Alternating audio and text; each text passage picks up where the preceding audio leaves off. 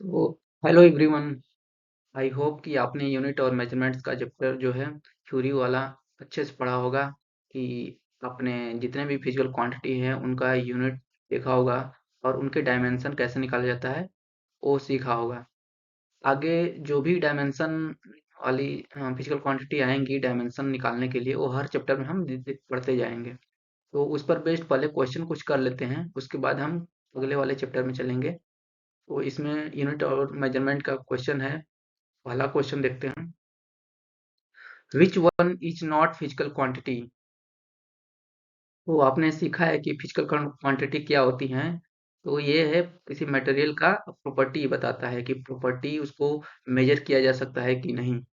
तो इसमें से क्या चीज है जो मेजर किया जा सकता है। कलर को मेजर किया जा सकता है क्या, टेस्ट को, इमेजिनेशन को, या फिर ये तीनों को मेजर किया जा सकता है। तो हम देखते हैं उस पे चैप्टर में थ्योरी वाले में पढ़े थे कि ये तीनों ऐसी चीजें हैं जिसको हम मेजर नहीं कर सकते, उसको नंबर में हम व्यक्त नहीं कर सकते हैं। जब नंबर में व्यक्त नहीं कर सकते हैं इसका मतलब ये क्वांटिटी जो भी है ये मेजरेबल नहीं है, इसलिए ये फिजिकल क्वांटिटी तीनों नहीं है। इसलिए ऑप्शन कौन सा सही हो जाएगा, ऑल ऑफ डी वाला, ये सही ऑप्शन हो जाएगा। ठीक है, नेक्स्ट क्वेश्चन चलते हैं। Which one is physical quantity. अब फिजिकल क्वांटिटी इसमें से कौन से हैं जो मेजर किया जा सकता है। तो बताइए यहाँ से। करंट है, ये विद्युत धारा मेजर करने के लिए है। आपको 1 एम्पीयर, 2 एम्पीयर, 5 एम्पीयर, 10 एम्पीयर ये हम मेजर कर सकते हैं, तो नंबर में व्यक्त कर सकते हैं। चार्ज है, ये भी है, किसी पार्टिकल का चार्ज प्लस पॉजिटिव है कि माइनस में है कि और कितना मैग्नीट्यूड है वो भी हम बता सकते हैं। एरिया, एरिया को भी हम मेजर कर सकते हैं। तो ये तीनों क्वांटिटी मेजरेबल हैं, इसलिए ऑप्शन क्या हो जाएगा सही, चौथा वाला, ऑल ऑफ द एबव। ठीक, next question. Which one is fundamental quantity. अब हमने पढ़ा था फिजिकल क्वांटिटी दो टाइप की होती हैं, एक तो फंडामेंटल होता है और एक डिराइव्ड होता है। तो इसमें से फंडामेंटल कौन है कि जिसको हम किसी अन्य पदों के रूप में हम उसको एक्सप्रेस नहीं कर पाएंगे क्योंकि वो एकदम मौलिक हैं। किस इसमें से हमने पढ़ा था कि 7 मौलिक क्वांटिटी होती हैं और 2 सप्लीमेंट्री उसके साथ होती हैं। किसको किसको हमने पढ़ा था, हमने पढ़ा था इस करंट को। करंट क्या है, फंडामेंटल क्वांटिटी है। चार्ज, चार्ज नहीं था उसमें, चार्ज एक डिराइव्ड क्वांटिटी है, ये नहीं है। एक्सेलरेशन, एक्सेलरेशन भी एक डिराइव्ड क्वांटिटी है, ये फंडामेंटल नहीं है। वॉल्यूम भी लंबाई के 3 गुना, यानी कि लंबाई इंटू लंबाई, लंबाई की पावर 3 से ये मिलकर बना होता है। तो इसको, ये भी डिराइव्ड क्वांटिटी है, फंडामेंटल क्वांटिटी नहीं है। तो ऑप्शन कौन सा हो जाएगा, पहला ही वाला ऑप्शन सही है। करंट ही इसमें से सिर्फ है फंडामेंटल क्वांटिटी। आगे देखते हैं। Which one is derived quantity. अब डिराइव्ड क्वांटिटी कौन है, जो मेजरेबल है लेकिन मौलिक यानी कि फंडामेंटल क्वांटिटी से मिलकर बना हुआ है। तो ये मास है, मास को हम जानते हैं ये क्या है, फंडामेंटल क्वांटिटी है। टेम्परेचर क्या है, टेम्परेचर भी एक फंडामेंटल क्वांटिटी है। चार्ज, चार्ज हम जानते हैं, विद्युत धारा I को लिखते हैं हम Q अपॉन T। तो I को हम मानते हैं क्या, ये फंडामेंटल क्वांटिटी है, लेकिन चार्ज को हम नहीं मानते हैं fundamental quantity. Q equal to हम लिख सकते हैं I इंटू टी। तो यहाँ पर देखिए चार्ज बना हुआ है I और T से। इसमें ऐसे देखा जाए तो दो क्वांटिटी इसमें भी इससे चार्ज बना हुआ है, I भी देख रहे हैं I Q और T से एक तरह से बना हुआ है। तो इसको ही फंडामेंटल क्यों माना गया है, चार्ज को क्यों नहीं फंडामेंटल माना गया है, क्योंकि इस करंट को, जो करंट है ये I, इसको मेजर करना बहुत आसान है इस चार्ज की तुलना में। ये डिफाइन ही होता है, इसका परिभाषा ही होता है कि कितने चार्ज फ्लो हो रहे हैं पर सेकंड किसी क्रॉस सेक्शन एरिया से। इसको हम आसानी से मेजर कर सकते हैं चार्ज के मुकाबले, इसलिए इसको ही फंडामेंटल क्वांटिटी माना गया है, न कि चार्ज को। इसलिए यहाँ पर क्या पूछा है कि डिराइव्ड क्वांटिटी कौन है। तो यहाँ पर हम देखते हैं मास क्या है, मास एक डिराइव्ड क्वांटिटी नहीं है, टेम्परेचर भी डिराइव्ड क्वांटिटी नहीं है, और चार्ज क्या है, ये डिराइव्ड क्वांटिटी है। इसमें से कौन सा ऑप्शन हो जाएगा, ये चार्ज डिराइव्ड क्वांटिटी है। ठीक, आगे चलते हैं। Which one is fundamental unit. अब तो फंडामेंटल क्वांटिटी तो हमने पढ़ा है, डिराइव्ड क्वांटिटी पढ़ा है, अब उसको मेजर करने के लिए उसका मापन क्या है, उसको यूनिट क्या होता है वो देखना है फंडामेंटल का। तो मोल है, मोल ये फिजिकल क्वांटिटी है और उसका एक यूनिट है। एक किसका यूनिट है? फंडामेंटल क्वांटिटी में से, सातों में से सब्सटेंस का मेजर में क्वांटिटी मेजर करने के लिए ये है। तो ये फंडामेंटल यूनिट है मोल। केल्विन भी फंडामेंटल क्वांटिटी है, कैंडेला भी फंडामेंटल क्वांटिटी है। ठीक है, लुमिनस इंटेंसिटी मेजर करने के लिए ये यूनिट यूज किया जाता है कैंडेला। और केल्विन क्या है? टेम्परेचर मेजर करने के लिए है। तो इसमें से तीनों ऑप्शन सही है, तो इसमें से अगर एक ऑप्शन चूज करना है तो ऑल ऑफ द एबव हो जाएगा। ठीक है, तो ये ऑप्शन सही हो जाएगा। Which one is derived unit? Derived unit कौन है? किलोग्राम। ये द्रव्यमान का यूनिट है, लेकिन ये फंडामेंटल क्वांटिटी का यूनिट है, तो ये तो नहीं है। जूल क्या है? जूल डराइव्ड क्वांटिटी है। ठीक है, जूल जो है ये फोर्स और विस्थापन यानी कि डिस्प्लेसमेंट से मिलकर बना होता है वर्क, और वर्क का जो यूनिट होता है वो जूल होता है। तो ये एक डराइव्ड क्वांटिटी का यूनिट है। मोल एक हम जानते हैं ये फंडामेंटल यूनिट है, तो ये नहीं है ऑप्शन। एक ही ऑप्शन सही है, सही हो जाएगा। एम्पियर ये भी फंडामेंटल यूनिट है, तो ये भी नहीं है, ऑप्शन सही हो जाएगा ये बी वाला। आगे देखते हैं, फिल इन द ब्लैंक्स। कह रहा है कि 1 नैनोमीटर इज इक्वल टू, ये हमने अब्रिएशन में पढ़ा था कि जहां भी अगर नैनो आ रहा है, यहाँ पर देखिए नैनो आ रहा है, तो नैनो जब भी आए तो उसका मतलब होता है कि 10⁻⁹। और यहाँ पर देखिए ये मीटर है, यहाँ पर ये मीटर है, तो मीटर मीटर की जगह हो गया है। बस यहाँ 1 है तो 1 का मतलब 1 ही हो गया। 1 इंटू नैनो का मतलब 10⁻⁹, यानी कि 10⁻⁹ मीटर हो जाएगा 1 नैनोमीटर। ये है 1 ग्राम इज इक्वल टू, इसको केजी में बदलना है, बदलने के लिए भी हमने बता दिया था। वो आप सीरियल वाइज 7 पॉइंट आपको याद करने के लिए बताया था कि लेंथ का सीरियल वाइज आपको याद रहेगा तो आप आसानी से कन्वर्जन कर सकते हैं। ये कन्वर्जन होता है हमारा 1 ग्राम बराबर 10⁻³ ठीक। 5 micro coulomb is equal to, इसको भी कुलाम बदलना है। तो यहाँ पर देखिए माइक्रो आ रहा है, तो जब भी माइक्रो आए तो माइक्रो का मतलब हम उसको मैथमेटिकल टर्म में 10⁻⁻6 लिख सकते हैं।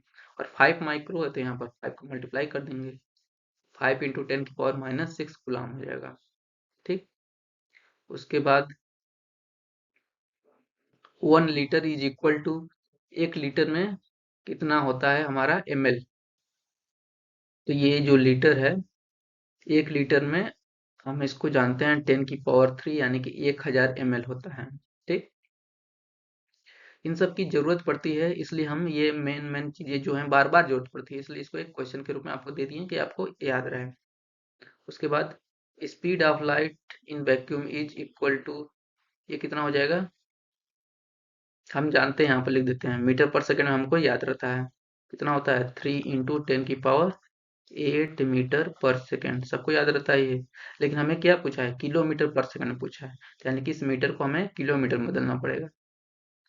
तो 3 इंटू 10⁸, और मीटर को जब किलोमीटर में बदलेंगे तो मीटर देखिए छोटा यूनिट है, इसको जब बड़े यूनिट में अगर बदलेंगे तो ये जो वैल्यू आता है ये कम आएगा 1 से, 10⁻³ किलोमीटर पर सेकंड हो जाएगा, यानी कि टोटल हो जाएगा ये नेट में 3 इंटू 10⁵ किलोमीटर पर सेकंड। 3 इंटू 10⁵ किलोमीटर पर सेकंड, तो यहाँ लिख देंगे 3 इंटू 10⁵ किलोमीटर पर सेकंड। इसका मतलब क्या होता है? 10⁵ का मतलब लाख होता है। तो इसको हिंदी में अगर लिखना हो, अगर याद करना हो तो ऐसे बोल सकते हैं, 3 लाख किलोमीटर पर सेकंड को बोला जाता है। ठीक है, ये वैल्यू हम किलोमीटर में याद रखे रहेंगे, 3 लाख किलोमीटर पर सेकंड होता है, स्पीड होता है लाइट का वैक्यूम में। ठीक, आगे चलते हैं। ए particle of mass m moving with velocity v is related to wavelength lambda बराबर h/mv where h is Planck constant, dimensional formula of h। अब यहाँ पर देखिए डायमेंशनल फार्मूला पूछा है, यहाँ पर देखिए डायमेंशनल फार्मूला निकालना है ना। हमने बताया था डायमेंशनल फार्मूला पता करने के लिए कि जिस क्वांटिटी के, जिस भी फिजिकल क्वांटिटी का आपको डायमेंशनल फार्मूला पता करना है तो उसका एक्सप्रेशन हमें पता होना चाहिए। तो यहाँ पर एक्सप्रेशन दे ही दिया है, लैम्डा बराबर एच बाई एम बी, जहाँ की यहाँ पर एच जो है प्लैंक कांस्टेंट है और एम क्या है, उस वस्तु का उस मास है, और वी क्या है, वेलोसिटी दे दिया गया है, उस पार्टिकल का मास है। और लैम्डा ये इसका यूनिट जो होता है दूरी होता है, यानी कि अगर हमें दिखाना हो डायमेंशन के रूप में तो इसको हम एल लिखेंगे। तो हमें किसका डायमेंशनल फार्मूला पता करना है, एच का पता करना है। तो देखिए यहाँ से लैम्डा बराबर एच बाई एम भी दिया हुआ है। एच बराबर क्या लिख सकते हैं हम, लैम्डा एम इंटू वी, यानी कि इसका डायमेंशन पता करना मतलब इसका डायमेंशन पता करना, सेम बराबर होता है। लेफ्ट हैंड साइड और राइट हैंड साइड ये बराबर होगा। तो लैम्डा का क्या होगा, डायमेंशनल फार्मूला, इसको हम एल लिखते हैं। ये मास है, मास को हम क्या लिखते हैं, कैपिटल एम लिखते हैं। ये का वेलोसिटी है, वेलोसिटी को एल टी की पावर माइनस वन लिख देंगे। एल क्या है, यहाँ पर दो बार आ जाएगा, तो यहाँ पर एल स्क्वायर कर दे रहे हैं और टी की पावर माइनस वन कर दे रहे हैं। ये आपका टोटल एच का हो जाएगा डायमेंशनल फार्मूला। ठीक, तो यहाँ पर हो जाएगा, देखिए कौन सा मैच कर रहा है, एल स्क्वायर एम टी की पावर माइनस वन, ये डी वाला, ये ऑप्शन क्या हो जाएगा, सही हो जाएगा। आगे चलते हैं। इफ एफ बराबर A by T plus B T square, where F denote force, T time है, and then dimensions of A and B are respectively. इसको देखना है, यहाँ पर हमने ये एक्सप्रेशन दिया हुआ है, इसमें से हम जानते हैं ये एफ दिया है, क्या है, नाम बता दिया है, फोर्स है। तो डायमेंशन फार्मूला पता करने के लिए, डायमेंशन पता करने के लिए हमने बताया था कि लेफ्ट हैंड साइड और राइट हैंड साइड का डायमेंशन क्या होता है, बराबर होता है।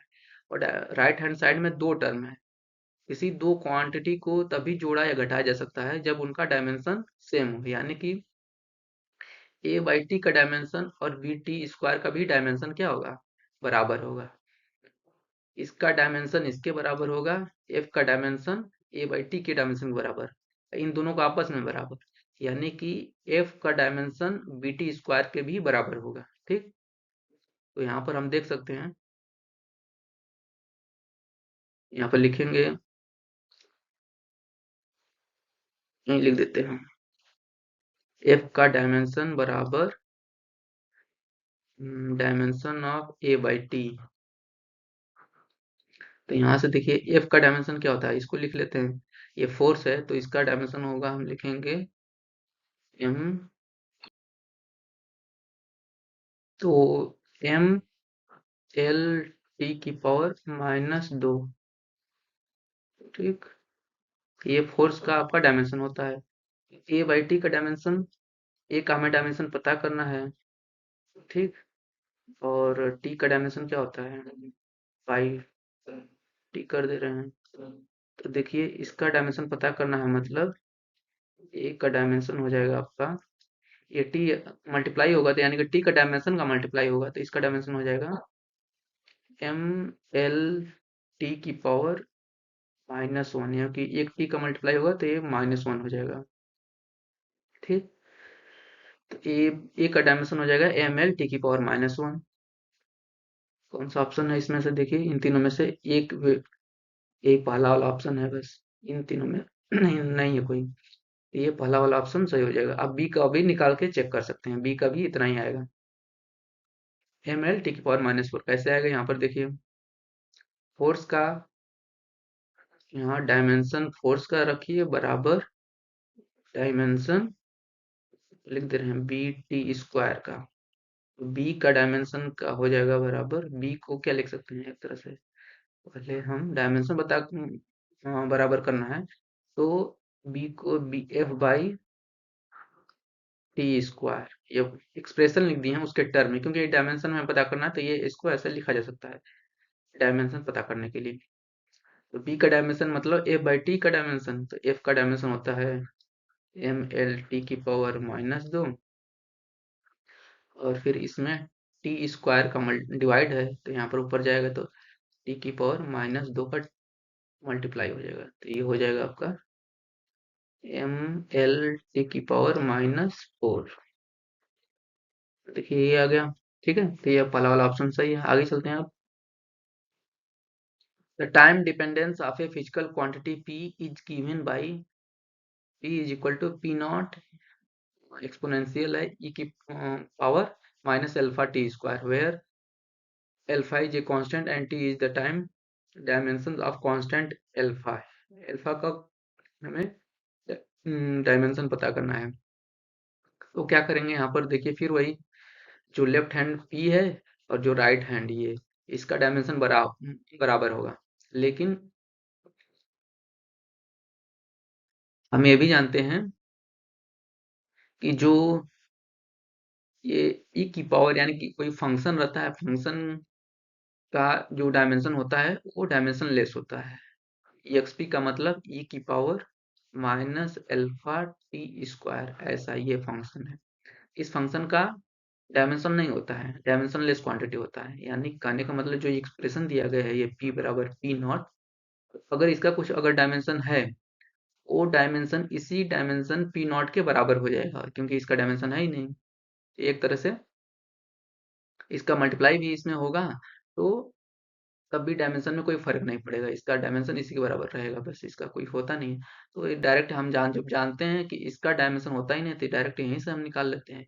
ए की power minus alpha T square है, ये फंक्शन है। तो यहाँ पर देखिए अल्फा का ऐसा डायमेंशन क्या होगा जिसमें कि टाइम का स्क्वायर मल्टीप्लाई कर रहे हैं, डायमेंशन लेस हो जा रहा है। इसका मतलब इसका डायमेंशन कुछ ऐसा होगा, alpha upon alpha T square को हमें क्या करना है, डायमेंशन लेस करना है।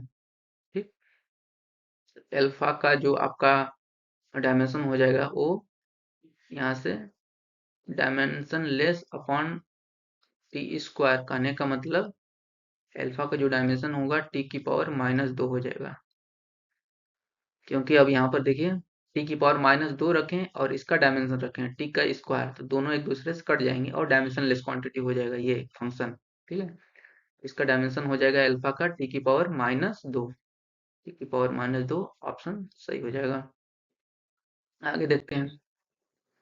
If energy E, velocity v and time t are chosen as fundamental quantity, then dimensional formula of surface tension, इसका पता करना है सरफेस टेंशन का। देखिए इस क्वेश्चन में सरफेस टेंशन का हमें डायमेंशन पूछा गया है।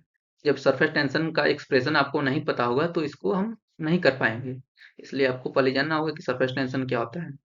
सरफेस टेंशन को देखिए डिफाइन किया जाता है फोर्स पर यूनिट लेंथ से। कौन सा सरफेस, जैसे मान लीजिए आप एग्जांपल से समझाते हैं। अगर ये गिलास में है, इसमें पानी भरा हुआ है, तो देखेंगे आप इसमें पानी थोड़ा थोड़ा करके ये पूरा पानी इसमें अंदर भर गया है। लेकिन आप थोड़ा सा और पानी धीरे धीरे ऐड करेंगे तो इसमें देखेंगे पानी ऐसा भी, मतलब कि गिलास के जो जितना बड़ा ग्लास का वॉल्यूम है उससे ज्यादा वॉल्यूम का उसमें पानी आ जाता है। ये पानी फिर भी गिरता नहीं है, तो ये पानी न गिरने का रीजन क्या है, यही सरफेस टेंशन है। तो इसी सरफेस टेंशन को फोर्स पर यूनिट लेंथ से दिखाया जाता है। तो जब ये अगर एक्सप्रेशन आपको सरफेस टेंशन का पता है तो इसका हमें डायमेंशन पता है, तब एफ फोर्स का क्या होता है, ये एल लेंथ है, इसका क्या पता होता है, ये भी दोनों पता है। तो हम उसके टर्म में आप बता सकते हैं।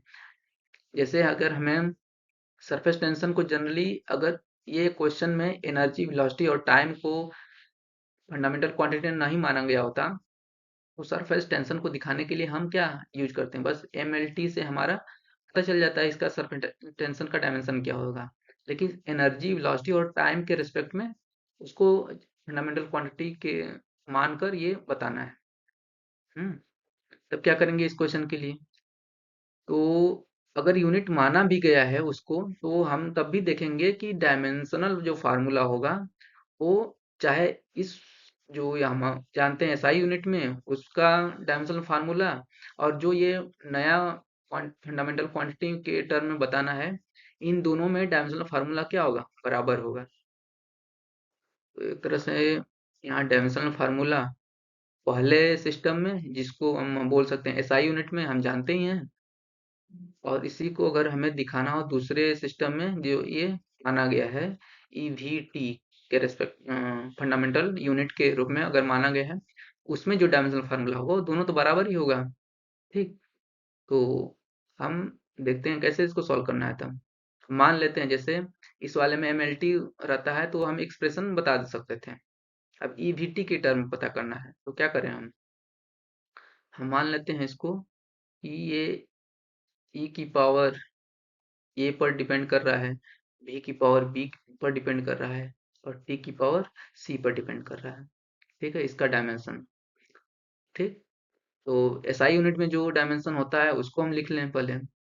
फोर्स का क्या होगा, यहाँ पर लिख देते हैं एम एल टी की पावर -2।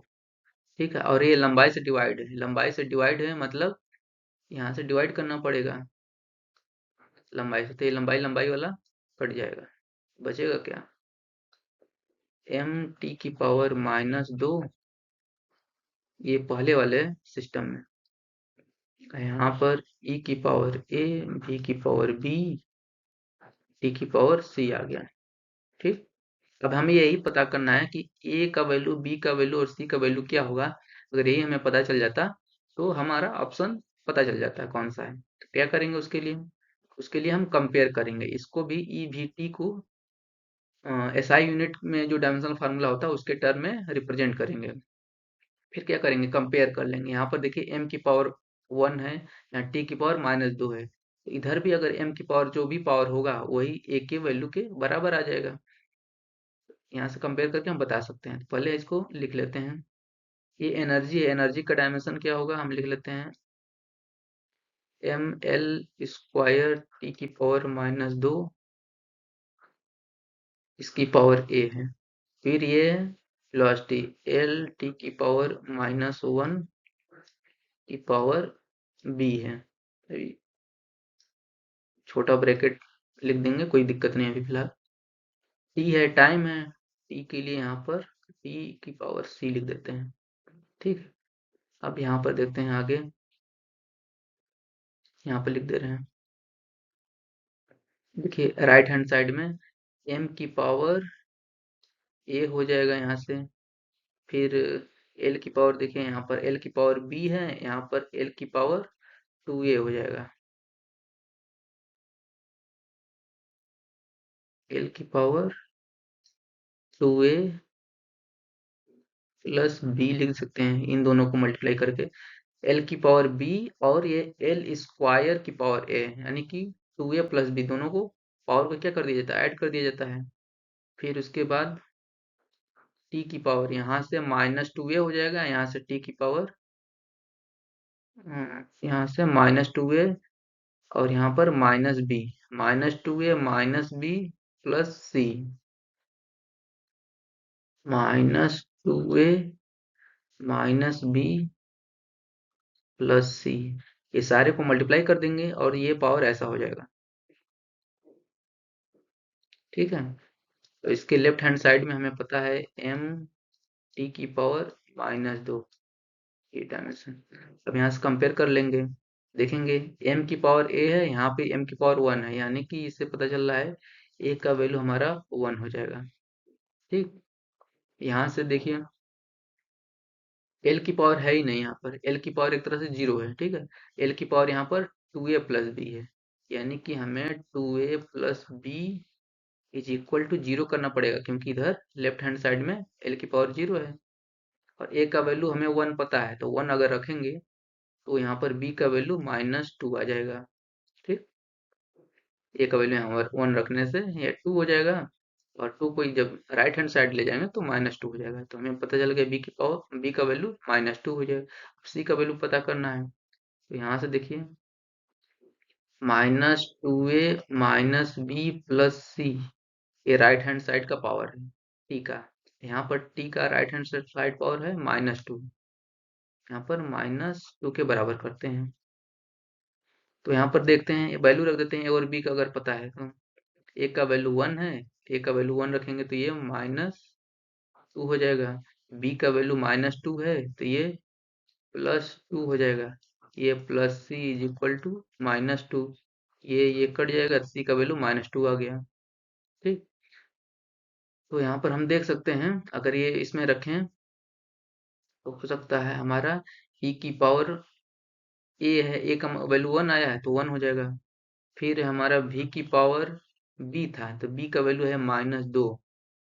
फिर है टी की पावर, टी की पावर आया यानी कि सी का वैल्यू आया -2। ठीक, अब देखिए ये इस वाले एक्सप्रेशन में सही आ रहा है। नहीं,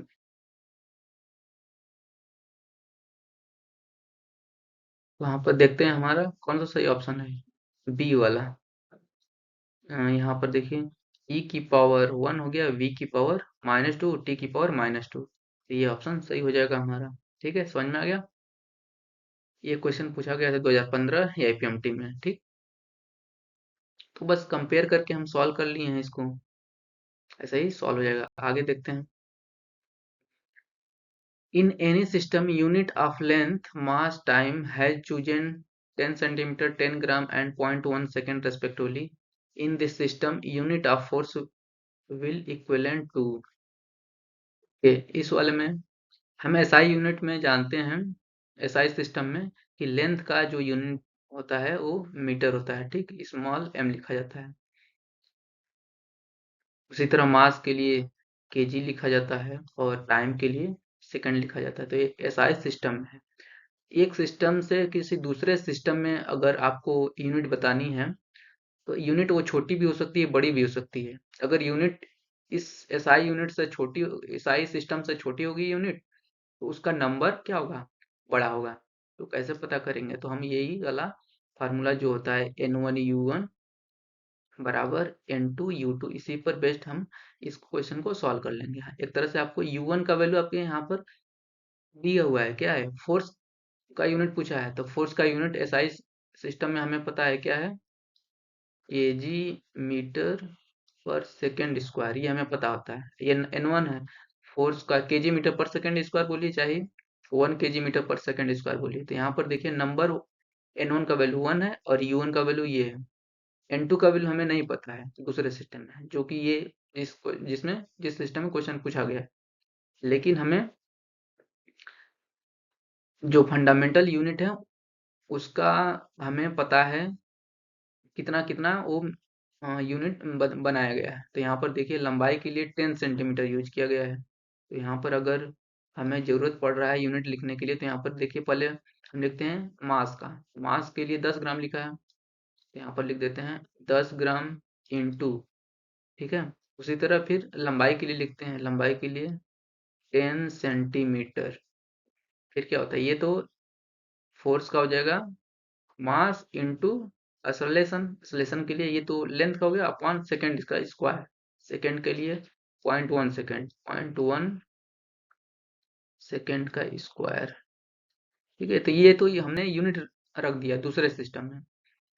अगर ये N2 पहले वैल्यू पता कर लेते हैं, तो फिर कंपेयर करके बताते हैं कि कौन छोटा है कौन बड़ा है। ठीक है, तो यहाँ पर देखिए अब ऐसा सिस्टम जब भी होगा, यूनिट एक सिस्टम से दूसरे सिस्टम में भले ही बदल रहे हैं, हमें हम वो क्या कर सकते हैं, N2 का वैल्यू पता कर सकते हैं। ठीक है, तो यहाँ पर कन्वर्ट कर लीजिए आप, केजी को बदल लीजिए किस में, ग्राम में बदल बदल लीजिए। मास ये है, मीटर को सेंटीमीटर में बदल लीजिए, ये N2 का वैल्यू पता चल जाएगा।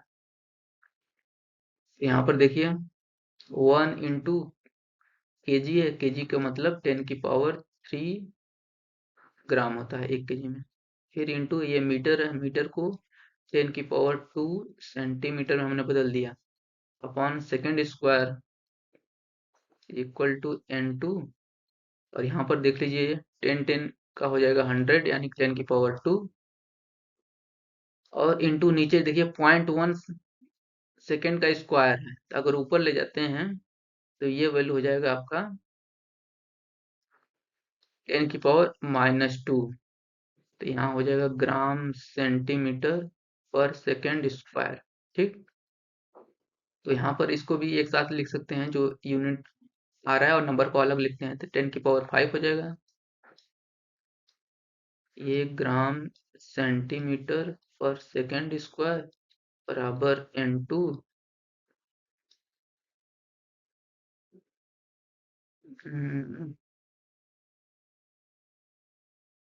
एक मिनट,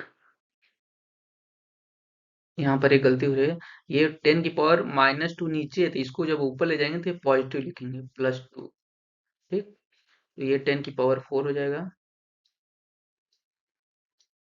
यहाँ पर ग्राम सेंटीमीटर पर सेकंड स्क्वायर, यहाँ से देखिए ये जो यूनिट है ये यूनिट कट जा रहा है, और 10 की पावर 4 से इधर डिवाइड करेंगे तो n2 का वैल्यू आ जाएगा 10 की पावर 5 अपॉन 10 की पावर 4 बराबर 10।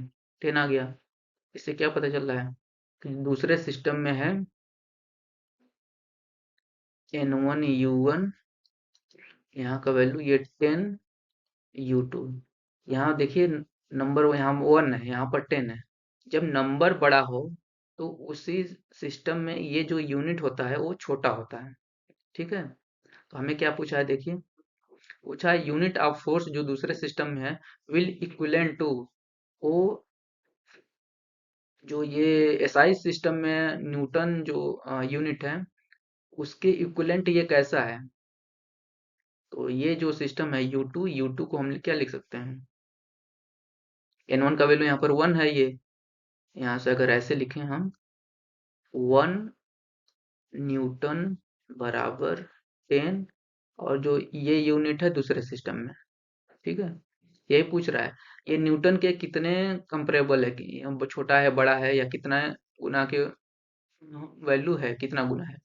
तो U2 हो जाएगा जो ये दूसरा यूनिट है, ये हम कह सकते हैं 1/10 न्यूटन। ठीक, यानी कि 0.1 न्यूटन। इससे ये पता चल रहा है कि जो दूसरे सिस्टम में यूनिट है फोर्स का वो एसआई सिस्टम के यूनिट से छोटा है, और कितना छोटा है उसका 10वां भाग है, इसलिए 0.1 न्यूटन आ रहा है। ठीक है, और ये पूछा भी है कि दूसरे सिस्टम में जो यूनिट है फोर्स का वो इक्विवेलेंट है न्यूटन के रेस्पेक्ट में, कितना इक्विवेलेंट है, तो वो 0.1 के न्यूटन के बराबर है। तो ऑप्शन हमारा क्या सही हो जाएगा, 0.1 न्यूटन। ठीक है, नेक्स्ट क्वेश्चन आप देखते हैं। तो ये क्वेश्चन है, if unit of force energy and velocity are 10 newton 100 joule and 5 metre per second respectively, then units of length mass and time will be. देखिए एसआई यूनिट में हम जानते हैं जो फोर्स का यूनिट होता है न्यूटन होता है, एनर्जी का जूल होता है, और वेलोसिटी का मीटर पर सेकंड होता है। लेकिन यहाँ पर एक दूसरा सिस्टम दे दिया गया है जिसमें से उनकी वैल्यू चेंज हो गई है, न्यूटन की जगह 10 न्यूटन हो गया, और जूल की जगह 100 जूल, और 5 मीटर पर सेकंड हो गया है। तो हमें बताना है यूनिट जो फंडामेंटल यूनिट है लेंथ मास और टाइम की उस सिस्टम में। तो इसको कैसे सॉल्व करेंगे, तो ये जो नंबर बदल गया है, जब नंबर बदल गया है तो उसका जो फंडामेंटल यूनिट है वो भी बदल गया होगा नंबर में। तो हम मान लेते हैं उसका, जैसे द्रव्यमान के लिए हम केजी यूज करते हैं एसआई यूनिट में, लेकिन यहाँ पर दूसरे सिस्टम में है तो इसलिए हम kg2 मान लेते हैं। इसका वैल्यू पता करना है। लेंथ के लिए क्या मान लेते हैं, m2 इस दूसरे सिस्टम में, और समय के लिए मान लेते हैं s2। ये तीनों वैल्यू पता करना है, फंडामेंटल यूनिट है जो। तो देखिए इसको हम, जो दूसरे सिस्टम में है फोर्स का 10 न्यूटन है, तो इसको हम इस केजी मीटर टू और सेकेंड टू के टर्म में क्या लिख सकते हैं, जो फोर्स का यूनिट होगा उसको तो यही लिखेंगे ना, KG two metre two upon second two का स्क्वायर। ये दूसरे सिस्टम में यूनिट है, लेकिन ये बराबर है हमारे जो एसआई सिस्टम है न्यूटन, उसके टर्म में ये दिया है वैल्यू, कितना दिया है 10 न्यूटन के बराबर। और 10 न्यूटन है तो न्यूटन की जगह हम लिख सकते हैं KG metre per second square. ठीक है, तो ये इक्वेशन हम पहला मान लेते हैं। दूसरा इक्वेशन एक बनाते हैं एनर्जी के लिए, ये फोर्स के लिए आपका हो गया। एनर्जी के लिए एक इक्वेशन बनाइए, तो उसके लिए लिखेंगे केजी मीटर टू का स्क्वायर अपॉन सेकेंड टू का स्क्वायर। ये आपको वैल्यू दिया है 100 केजी मीटर स्क्वायर पर सेकेंड स्क्वायर। ये आपका दूसरा इक्वेशन बन गया। या तीसरा इक्वेशन वेलोसिटी के लिए बनाइए, क्या लिखेंगे उसके लिए, m2 अपॉन सेकेंड, एक minute, m2 upon second 2 is equal to 5 metre per second. ये आपका तीसरा इक्वेशन हो गया, ठीक है। इसको हम सॉल्व कर लेते हैं। अगर पहले इक्वेशन को भाग देते हैं दूसरे इक्वेशन से तो हमें क्या मिलेगा?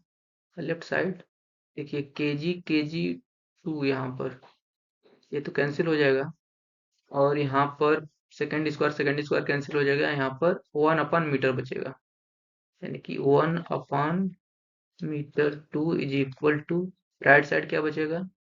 1 अपॉन 10 मीटर बचेगा। तो यहाँ से हम कंपेयर करके बता सकते हैं m2 का वैल्यू आ गया है 10 मीटर, ठीक है। तो ऑप्शन यहाँ पर देखिए ए बी सी 3 ऑप्शन है, उसमें से ए बी सी मैच कर रहा है, डी वाला तो होगा नहीं, इन्हीं ए बी सी में से होगा कोई। अब देखते हैं हम एक इक्वेशन दूसरे में तीसरे से भाग दे देते हैं, ठीक। अगर दूसरे इक्वेशन में तीसरे इक्वेशन से भाग दें तो क्या मिलेगा हमें? यहाँ मीटर 2 बार यूज है तो यहाँ एक बार यूज है तो एक बार कट जाएगा और एक केजी बचेगा। यहाँ लिख लेते हैं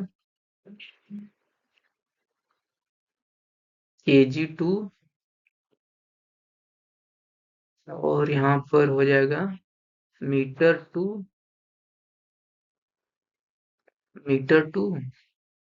और नीचे बचेगा आपका सेकेंड 2, ठीक।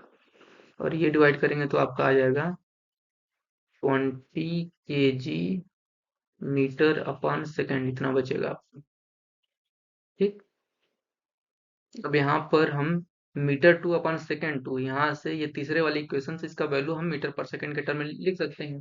तो 4 लिख, इसकी जगह हम 5 मीटर पर सेकेंड लिख सकते हैं। तो यहाँ पर लिख दें हम kg 2 into 5 metre per second is equal to 20 kg metre per second. तो यहाँ से एक मीटर पर सेकेंड कैंसिल हो जाएगा, kg ये 5 से कट जाएगा 4। यहाँ से हमें क्या पता चला? kg 2 is equal to 4 kg। तो 4 kg यहाँ ऑप्शन बी और सी में है, ठीक है। तो तीसरे इक्वेशन से करते हैं, उसमें से पता हमें चल जाएगा। क्या करते हैं हम? पहले वाले को यहाँ पर पहले वाले को भाग देते हैं तीसरे वाले से, क्या मिलेगा? kg 2